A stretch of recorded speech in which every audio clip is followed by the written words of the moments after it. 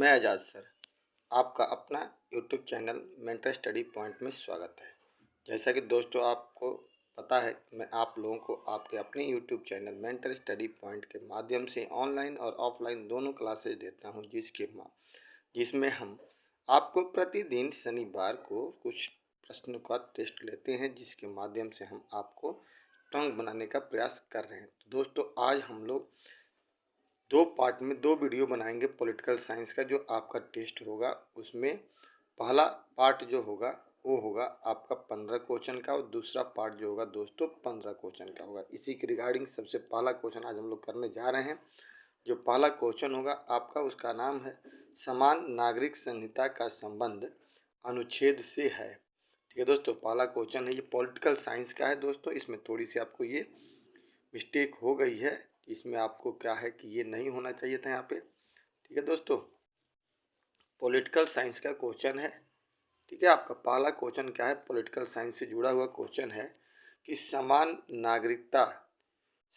नागरिक संहिता का संबंध किस अनुच्छेद से है। ठीक है दोस्तों, तो चलिए हम लोग बात करते हैं इसका संबंध किससे है। तो इसका संबंध है 44 आर्टिकल से। ठीक है, कौन सा आर्टिकल से है, तो 44 आर्टिकल से जुड़ा हुआ। आप इसमें क्या भरेंगे, 44 आर्टिकल करेंगे। चलिए अगला क्वेश्चन है दोस्तों कि मंडल आयोग ने ओबीसी को आरक्षण की सिफारिश कितना किया है। देखिए दोस्तों, मैं आप लोगों के लिए प्रत्येक टाइप का क्वेश्चन बनाता हूँ। अभी कुछ ऑब्जेक्टिव क्वेश्चन है, तो कुछ फिल इन द ब्लैंक्स वाले भी क्वेश्चन आएंगे, कुछ आपके मिलान वाले भी क्वेश्चन होंगे। इस तरह से मिला करके हम टोटल दो पार्ट में दो वीडियो बनाएंगे, जिसमें से 15-15 का दो पार्ट होगा। आप इसे अच्छी तरह से याद कर लीजिए, ताकि इसी में से आपके अगले टेस्ट में क्वेश्चन पूछा जाएगा, जो पॉलिटिकल साइंस का टेस्ट होगा। ठीक है दोस्तों, तो देखिए दोस्तों, दूसरा क्वेश्चन है कि मंडल आयोग ने ओबीसी को कितना प्रतिशत आरक्षण की बात कही है। तो मंडल आयोग ने कितना कही है, तो 27%। ठीक है दोस्तों, कितना, तो 27% आरक्षण की सिफारिश किया था। बहुत इंपॉर्टेंट है दोस्तों। आगे चलिए, आगे बात करते हैं कि 2009 के लोकसभा का परिणाम स्वरूप दल केंद्र में सरकार बनाई थी। क्या कह रहा है दोस्तों, यहाँ भी भरने वाला क्वेश्चन है। 2009 के लोकसभा के चुनाव में कौन से दल ने सरकार बनाई थी। तो 2009 में किसका पार्टी की सरकार बनी थी, तो दोस्तों याद रखिएगा यूपीए, जिसको हम लोग क्या कहते हैं, यूनाइटेड प्रोग्रेसिव अलायंस कहते हैं, संयुक्त प्रगतिशील गठबंधन, जिसकी नींव पड़ी थी 2004 में। ठीक है दोस्तों, 2004 में भी यूपीए ने अपना सरकार बनाई थी, जिसे पार्ट 1 के नाम से जाना गया। और दूसरा जो था दोस्तों 2009 में बनाई थी, 2014 तक चला था। दोनों के प्रधानमंत्री डॉक्टर मनमोहन सिंह हुए थे। ठीक है दोस्तों, तो चलिए आगे हम लोग बात करते हैं, इसमें आप ये भर लीजिएगा। अगला क्वेश्चन जो है आपका कि केंद्र में पहली गठबंधन सरकार दल के 1989 में बनाई गई थी। अब क्वेश्चन है ये दोस्तों यहाँ पर कि केंद्र में पहली बार गठबंधन सरकार किस दल के द्वारा बनाई गई थी। तो यहाँ दोस्तों हो जाएगा राष्ट्रीय मोर्चा। क्या हो जाएगा इसका आंसर, राष्ट्रीय मोर्चा के द्वारा 1989 में सरकार बनाई गई थी। प्लीज़ दोस्तों, आपसे रिक्वेस्ट है कि जो भी व्यक्ति चैनल से पहली बार जुड़ रहे हैं, प्लीज़ चैनल को सब्सक्राइब कर दीजिए और अपने दोस्तों के बीच में ज़्यादा से ज़्यादा शेयर करने का प्रयास कीजिए, और एक लाइक तो ज़रूर कर दीजिएगा और कमेंट जरूर कीजिए, ताकि आपके एक कमेंट से हमारा मनोबल बढ़ता है। चलिए दोस्तों, अगला क्वेश्चन है 5 नंबर जो क्वेश्चन है, ये 5 नंबर जो क्वेश्चन कह रहा है कि संविधान संशोधन के द्वारा, यानी कौन से संविधान संशोधन के द्वारा विधायिका के कार्यकाल को 5 वर्ष से बढ़ाकर 6 वर्ष किया गया था। तो दोस्तों आप याद रखिएगा कि 42वां संविधान संशोधन। ठीक है, क्या लिखिएगा, 42वें संविधान संशोधन के द्वारा विधायिका के कार्यकाल को 5 वर्ष से बढ़ा करके 6 वर्ष किया गया था 1976 में, जब देश में इंदिरा गांधी ने इमरजेंसी को लागू किया था। चलिए अगला क्वेश्चन है दोस्तों कि शाह आयोग की स्थापना कब की गई थी। शाह आयोग की स्थापना में की गई थी। तो आप याद रखिए दोस्तों, 1978 में शाह आयोग की स्थापना की गई थी। कब की गई थी दोस्तों, तो मई 1978 में शाह आयोग की स्थापना की गई थी जनता दल पार्टी के द्वारा।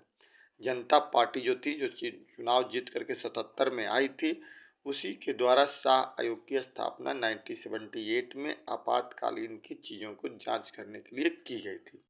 ठीक है दोस्तों, तो ये आपके दोस्तों टोटल आपके 6 object fill in the blanks question थे।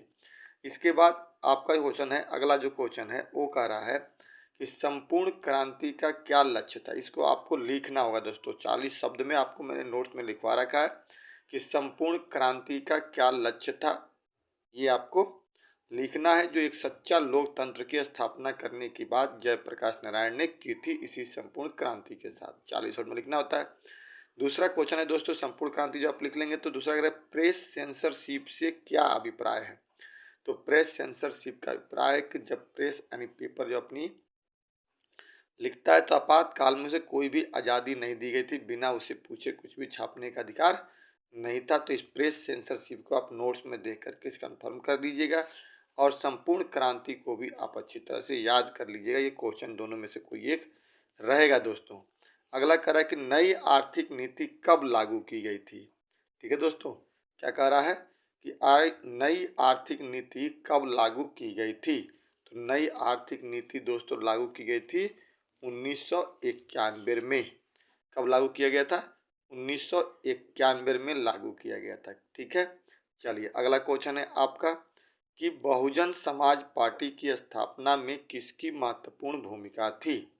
बहुजन समाज पार्टी की स्थापना में किसकी महत्वपूर्ण भूमिका थी दोस्तों। तो आप यहाँ पे आंसर देंगे काशीराम। ठीक है, बहुजन समाज पार्टी जो बनी थी 80 के दशक में, जिसमें 4 लोग थे, अनुसूचित जाति, अनुसूचित जनजाति, अन्य पिछड़ा वर्ग और अल्पसंख्यक जो धार्मिक रूप से थे, उन लोगों को चारों को मिला करके बहुजन बनी थी। तो इसके संस्थापक जो थे काशीराम थे। ठीक है दोस्तों, चलिए आगे बात कर रहा है कि अगला क्वेश्चन कह रहा है कि कांग्रेस फॉर डेमोक्रेसी पार्टी किसके नेतृत्व में बनी थी। मीरा कुमार, जगजीवन राम, मोरारजी देसाई या हरि प्रसाद चौरसिया। तो दोस्तों इसका आंसर क्या हो जाएगा? जगजीवन राम। जगजीवन राम के नेतृत्व में कांग्रेस फॉर डेमोक्रेसी पार्टी का निर्माण किया गया था, जो कांग्रेस से निकल करके किया था इन्होंने। अगला क्वेश्चन दोस्तों ये मिलाने वाला क्वेश्चन है, इसको आपको मिलाना होगा। कैसे इसको मिलाते हैं? तो देखो, सूची 1 को सूची 2 से आपको मिलाना है। आपातकाल की घोषणा किसने की थी? तो आपातकाल की घोषणा फखरुद्दीन अली अहमद, जो उस समय देश के राष्ट्रपति थे, उनके द्वारा किया गया था। दूसरा आ रहा है कि लोकतंत्र बचाओ का नारा किसके द्वारा दिया गया था। तो लोकतंत्र बचाओ का नारा जनता पार्टी के द्वारा दिया गया था, जब हमारे देश में इमरजेंसी लागू हुई थी। सीपीआई जो पार्टी थी उसका नेतृत्व चारू मजूमदार के द्वारा किया जा रहा था और सच्चे लोकतंत्र की स्थापना की बात जयप्रकाश नारायण ने की थी अपने संपूर्ण क्रांति के माध्यम से। दोस्तों इस प्रकार से आपको ये मैचिंग करने वाला क्वेश्चन एक होगा जो आपको मैच करना होगा। इसी के साथ ही दोस्तों अगला 13 नंबर क्वेश्चन है। प्लीज़ दोस्तों आपसे रिक्वेस्ट है कि जो लोग भी चैनल से जुड़ रहे हैं पहली बार, उससे प्लीज़ चैनल को सब्सक्राइब कर दीजिए और ज़्यादा से ज़्यादा अपने दोस्तों के बीच में शेयर करने का प्रयास कीजिए। कह रहा है दोस्तों कि 1974 में हुई रेल हड़ताल का नेतृत्व किसके द्वारा किया गया था। 1974 में जो रेल हड़ताल हुआ था उसका नेतृत्व किसके द्वारा किया गया था। तो दोस्तों इसका आंसर हो जाएगा बी, जॉर्ज फर्नांडिस के द्वारा किया गया था। किसके द्वारा किया गया था? जॉर्ज फर्नांडिस के द्वारा किया गया था। अगला क्वेश्चन दोस्तों 14 नंबर। दोस्तों आपका ये वीडियो का पार्ट 1 है, जो आपका टेस्ट 16 नंबर का होगा। उसके लिए टोटल 32 क्वेश्चन हमने बनाया है। उसमें से आपको क्या होगा कि आज हम 15 पर वीडियो बना करके भेज रहे हैं दोस्तों। आगे आपको फिर से हम 15 पर बनाएंगे, जो कल आपके पास जाएगा, इसलिए इसको पूरा का पूरा याद करने का प्रयास कीजिएगा। ठीक है दोस्तों, चलिए तो आगे हम लोग बात करते हैं। अगला क्वेश्चन है दोस्तों सेकंड लास्ट क्वेश्चन है कि 1975 में संविधान के किस अनुच्छेद के आधार पर आपातकाल लागू किया गया था। तो दोस्तों इसका आंसर हो जाएगा ए, 1952, जो आंतरिक गड़बड़ी के आधार पर लागू किया गया था। अगला क्वेश्चन है दोस्तों लास्ट क्वेश्चन है, 15 नंबर क्वेश्चन जो है, मिस्टेक से 14 हो गया, इसे 15 नंबर क्वेश्चन है कि किस साम्यवादी दल ने आपातकालीन के दौरान कांग्रेस पार्टी का साथ दिया था। किस साम्यवादी दल ने आपातकालीन के दौरान कांग्रेस पार्टी का साथ दिया था। तो दोस्तों इसका नाम था भारतीय साम्यवादी पार्टी। कौन सा था? भारतीय साम्यवादी पार्टी जो है वो आपातकाल के दौरान कांग्रेस का साथ दिया था। दोस्तों ये 15 नंबर क्वेश्चन था। इस प्रकार दोस्तों इस वीडियो के माध्यम से मैंने आपको 15 ऑब्जेक्टिव क्वेश्चन दिया, जो ध्यानपूर्वक आप इसे याद कर लीजिएगा और साथ ही साथ दोस्तों जो लिखने वाला है क्वेश्चन लिख करके प्रैक्टिस कर लीजिएगा। फिर हम कल आपको 15 क्वेश्चन का और ऑब्जेक्टिव डालेंगे, जो टोटल मिला करके 30 होगा। इसमें से आपको 16 ऑब्जेक्टिव क्वेश्चन आएंगे शनिवार के टेस्ट में। ठीक है दोस्तों, तो चलिए इसी के साथ ही हम इस वीडियो को एंड करते हैं। लेकिन जो लोग भी दोस्तों नए नए चैनल से जुड़ रहे हैं, प्लीज़ चैनल को सब्सक्राइब कर दीजिए, ताकि आपके पास कोई भी अपडेट हम पहले से पहले पहुंचा पाएँ। ठीक है दोस्तों, तो इसी के साथ ही वीडियो को एंड करते हैं। चलिए, जय हिंद, जय भारत।